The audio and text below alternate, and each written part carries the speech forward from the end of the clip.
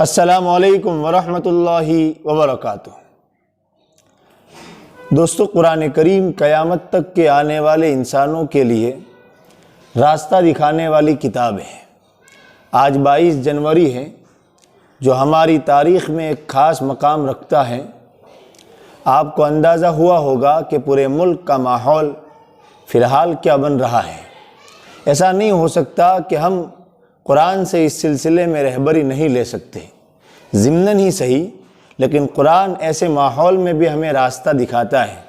میرا ذہن قرآن کریم کی 2 آیات کی طرف منتقل ہوا، سوچا ان 2 آیات کا مذاکرہ آپ سے کر لوں کہ آپ صرف یہ دیکھیں کہ قرآن کتنی زندہ کتاب ہے، اور اگر اس زمانے میں بھی قرآن کو کوئی سمجھ کر پڑھے تو اس کے دل میں ان نعروں سے، ان طرح طرح کے فسادات سے کوئی خوف میں مبتلا نہیں ہوگا، وہ ڈرے گا نہیں، وہ گھبرائے گا نہیں، بلکہ ہمت اس کے اندر باقی رہے گی۔ میڈیا کو دیکھنے کی وجہ سے ہم ذہنی شکست میں مبتلا ہو جاتے ہیں۔ بہرحال ان 2 آیات کا ہم مذاکرہ کریں جو آج کے لیے میرے خیال میں بہت ہی مفید ہوگا۔ سورہ آل عمران میرے سامنے ہے۔ اس سورہ آل عمران کی ایک آیت ہے، آیت نمبر 172۔ الذین قال لهم الناس، صحابہ کرام کو جب غزوہ احد میں تکلیف پہنچی، 70 صحابہ کرام شہید ہو گئے، تو کفار مکہ جو لوٹے تھے واپس، تو انہوں نے تھوڑے دور جا کر کے ان کو یہ ریئلائز ہوا کہ آج موقع اچھا تھا، کیا اچھا ہوتا کہ ہم مسلمانوں کو بالکلیہ ختم کر دیتے، لیکن واپس آنے کی وہ ہمت نہیں کر سکے۔ اللہ نے ان کے دلوں میں رعب ڈال دیا۔ لیکن جو لوگ مسلمانوں کی طرف آ رہے تھے، ان کے ساتھ ان کفار مکہ نے ایک خبر بھجوائی کہ مسلمانوں کو کہو، محمد اور ان کے ساتھیوں کو کہو کہ دشمن تیار ہیں، وہ آ رہے ہیں۔ اور یہ خبر انہوں نے کیوں دی؟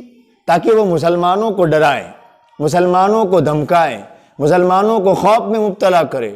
قرآن اس بات کو نقل کرتا ہے، الذین، کہ وہ لوگ یعنی صحابہ کرام، قال لهم الناس، جب ان سے لوگوں نے کہا، کیا کہا صحابہ کرام کو؟ جبکہ صحابہ کرام آلریڈی زخمی ہیں۔ ان الناس قد جمعوا لکم، کہ دیکھو سب لوگ تمہارے خلاف اکٹھا ہو گئے ہیں، تم کو تکلیف پہنچانے کی پلاننگ بنا رہے ہیں، لہذا تم کیا کرو؟ فخشوہم، تم ڈرو۔ صحابہ کرام کو ڈرانے کے لیے یہ بات کہی جا رہی ہے کہ لوگ تمہارے خلاف جمع ہو گئے ہیں، تم ڈرو۔ ہونا کیا چاہیے تھا؟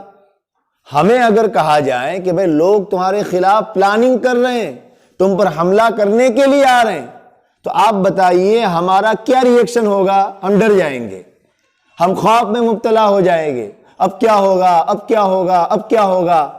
لیکن ہمیں صحابہ کرام سے سیکھنا ہے کہ ہمارا ری ایکشن کیا ہونا چاہیے۔ ہمیں صحابہ سے صرف نماز نہیں سیکھنی، ہمیں صحابہ کرام سے نماز، روزہ، زکوٰۃ اور حج کے ساتھ ساتھ ہمیں صحابہ کرام سے یہ بھی سیکھنا ہے کہ جب حالات آتے تھے تو صحابہ کرام کیا کرتے تھے۔ یہاں کہا کہ لوگ جب صحابہ کو ڈراتے تھے اور کہتے تھے کہ لوگ تمہارے خلاف جمع ہو گئے ہیں، تم ڈرو، تو صحابہ ڈرتے نہیں تھے، بلکہ فزادہم ایمانا، صحابہ کا ایمان بڑھ جاتا تھا۔ کتنی عجیب بات ہے، لوگ ڈرانے کے لیے کچھ باتیں کہہ رہے ہیں اور صحابہ کا ایمان گھٹنے کے بجائے بڑھ رہا ہے۔ فزادہم ایمانا۔ پتہ یہ چلا کہ ہمیں بھی سوشل میڈیا بھرا پڑا ہے کہ مسلمانوں ڈر جاؤ، مسلمانوں خوف میں مبتلا ہو جاؤ، مسلمانوں یہ کرو وہ کرو، تو کیا ہم ڈر جائیں؟ نہ، ہم وہ کریں جو صحابہ کرام کے ساتھ ہوا۔ صحابہ کرام کا ایمان بڑھا، ہمارا بھی ایمان بڑھ جانا چاہیے۔ فزادہم ایمانا۔ کیوں؟ صحابہ کرام جانتے تھے کہ یہ تو وہی تو ہو رہا ہے، ہمیں پتہ ہے کہ ہم ایمان لائیں گے تو ہم پر حالات آئیں گے، اور ہم پر آ رہے ہیں، تو ان کا ایمان بڑھ گیا۔ اس لیے کہ وہ یہ سمجھتے تھے کہ یہ وہی ہو رہا ہے جس کو اللہ کے رسول صلی اللہ علیہ وسلم فرما چکے۔ ہمارا ایمان بھی ان حالات کو دیکھ کر بڑھنا چاہیے، اس معنی کر کے کہ یہ وہی ہو رہا ہے جس کو اللہ کے رسول فرما چکے ہیں، کوئی نیا نہیں ہو رہا۔ آپ نے فرمایا تھا کہ قیامت سے پہلے زمین ظلم سے بھر جائے گی، اس کے بعد انصاف سے بھرے گی۔ ظلم نہیں ہو رہا ہے، ہر جگہ ظلم ہو رہا ہے۔ تو فزادہم ایمانا، ان حالات کو دیکھ کر کے ہمارا ایمان گھٹنے کے بجائے بڑھنا چاہیے۔ کیوں ہو، یہ تو وہی ہو رہا ہے جس کو اللہ کے رسول فرما چکے۔ آپ نے فرمایا تھا کہ دنیا کی قومیں تم پر ایسی ٹوٹ پڑے گی جس طرح کھانے والے لوگ پیالے پر ٹوٹ پڑتے ہیں۔ آپ نے فرمایا تھا کہ ایمان پر باقی رہنا اتنا مشکل ہوگا جیسے گرم انگارہ ہاتھ میں لینا۔ وہی تو حالات بن رہے، تو کوئی نئی بات نہیں ہے۔ ہمیں نیا لگ رہا ہے اس لیے کہ ہم نے اخبارات کو پڑھا، سوشل میڈیا کو پڑھا، ہم نے قرآن اور اللہ کے رسول صلی اللہ علیہ وسلم کو نہیں پڑھا۔ تو فزادہم ایمانا، ہمارا ایمان بڑھنا چاہیے، اور ہمیں وہی کہنا چاہیے جو صحابہ کرام نے کہا۔ ایسے لوگوں کی باتیں سن کر صحابہ نے کیا کہا؟ وَقَالُوا حَسْبُنَا اللَّهُ وَنِعْمَ الْوَكِيلُ، ہمیں تو اللہ کافی ہے اور وہی بہترین کارساز ہیں، اللہ ہی تو کام بنانے والا ہے، ہمیں تو اللہ کافی ہے۔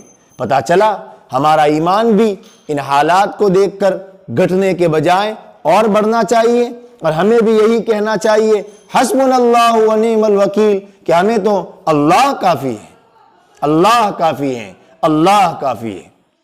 ایک اور آیت جو بڑی غضب کی آیت ہے اور جس میں ایسا لگتا ہے کہ جیسے آج یہ آیت اتر رہی ہو، کیا کہا؟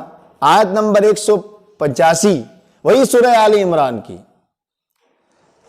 اللہ تعالیٰ فرما رہے لَتُبْلَوُنَّ فِي أَمْوَالِكُمْ وَأَنفُسَكُمْ، ضرور تمہارا ٹیسٹ کیا جائے گا، تمہارے مالوں کے بارے میں بھی اور تمہاری جانوں کے بارے میں بھی۔ حالات کی شکایت ہمیں نہیں کرنی چاہیے، اس لیے کہ دنیا نام ہی حالات کا ہے۔ حالات صحابہ پر آئے، حالات نبیوں پر آئے، ہم پر اگر حالات آتے ہیں تو کیا نئی بات ہے؟ حالات آئیں گے۔ قرآن کہہ رہا ہے تم ضرور آزمائے جاؤں گے تمہارے مال میں اور تمہاری جانوں میں، تمہارے مالوں پر بھی حالات آئیں گے، تمہاری جانوں پر بھی حالات آئیں گے۔ موب لنچنگ کے واقعات جانوں پر حالات ہیں، مسلمانوں کو جیل میں بلا وجہ کے ڈال دیا جانا یہ جانوں پر حالات ہیں۔ قرآن کہہ رہا ہے تمہارا ٹیسٹ ہوگا۔ دوسری بات وَلَتَسْمَعُنَّ مِنَ الَّذِينَ أُوتُوا الْكِتَابَ مِنْ قَبْلِكُمْ، تم ضرور سنو گے، تم ضرور سنو گے۔ مسلمانوں کو کہا جا رہا ہے، اہل کتاب کی طرف سے، یہودیوں اور عیسائیوں کی طرف سے، وَمِنَ الَّذِينَ أَشْرَكُوا، اور مشرکین کی طرف سے، شرک والوں کی طرف سے کیا سنیں گے؟ مسلمان کیا سنیں گے؟ ہم سن رہے ہیں، آج تو 22 جنوری ہے، صبح اٹھے تب سے سن رہے ہیں۔ اذن کثیرہ، تکلیف دینے والی باتیں تم سنو گے، ایسے نعرے سنو گے جس سے تم کو تکلیف ہوگی۔ سوشل میڈیا بھرا پڑا ہے ایسی باتوں سے جن کو سن کر مسلمان دکھی ہو جائے۔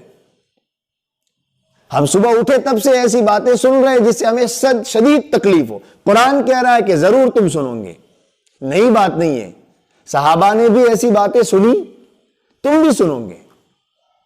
اذن کثیرہ، جو باتیں تمہیں سخت تکلیف دے گی۔ تم کو کیا کرنا ہے؟ ایسا نہیں لگ رہا کہ یہ آیتیں آج اتر رہی ہیں؟ قرآن زندہ کتاب ہے۔ وَإِن تَصْبِرُوا، ہم مسلمانوں کو قرآن کہتا ہے دو کام کرو،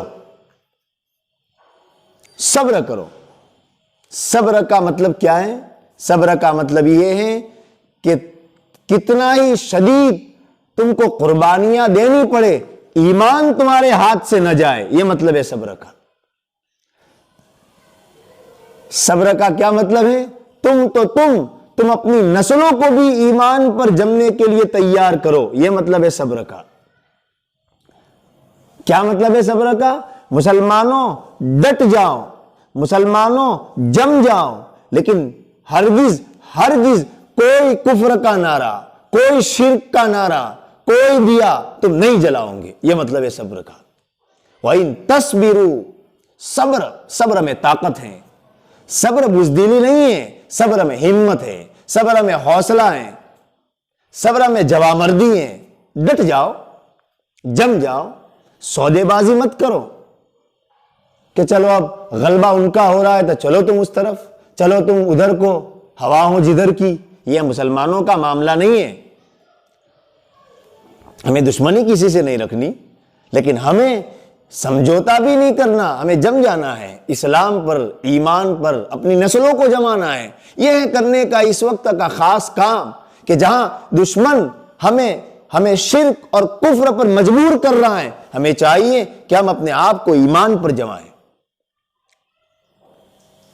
امتحان اللہ کی طرف سے شروع ہو چکا ہے، اور اللہ ان حالات میں ہمیں آزما رہے ہیں کہ کتنے ایمان والے ہو تم۔ ہم دیکھتے ہیں مسجد میں تو سب نمازی ہوتے ہیں، تمہارے اندر ایمان کتنا اترا ہے ہم دیکھیں گے۔ وَإِن تَصْبِرُوا، اگر صبر کی، سودے بازیاں کر لی، سمجھوتا کر لیا، تم نے بھی کفر اور شرک کو قبول کر لیا، تم نے بھی دیا جلا دیا، تو پھر اللہ کی مدد ہمارے ساتھ نہیں ہے۔ یہ ٹائمپریری حالات ہیں، حالات بدلیں گے۔ نبی علیہ السلام نے فرمایا ہے کہ حالات بدلیں گے۔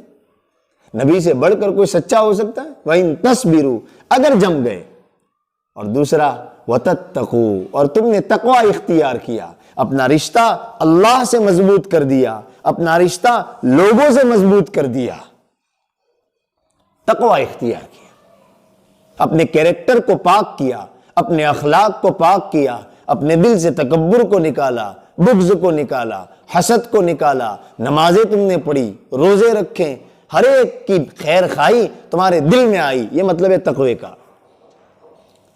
وَتَتَّقُوا، تو صبر اور تقوی یہ دو عظیم صفتیں ہیں جن سے ہم مسلمانوں کو آراستہ ہونے کی ضرورت ہے۔ ایک صبر اور ایک تقوی نہیں ہے، ہم میں اس درجے کا صبر بھی نہیں ہے، اور ہم میں اس درجے کا تقوی بھی نہیں ہے جس درجے کا ہونا چاہیے۔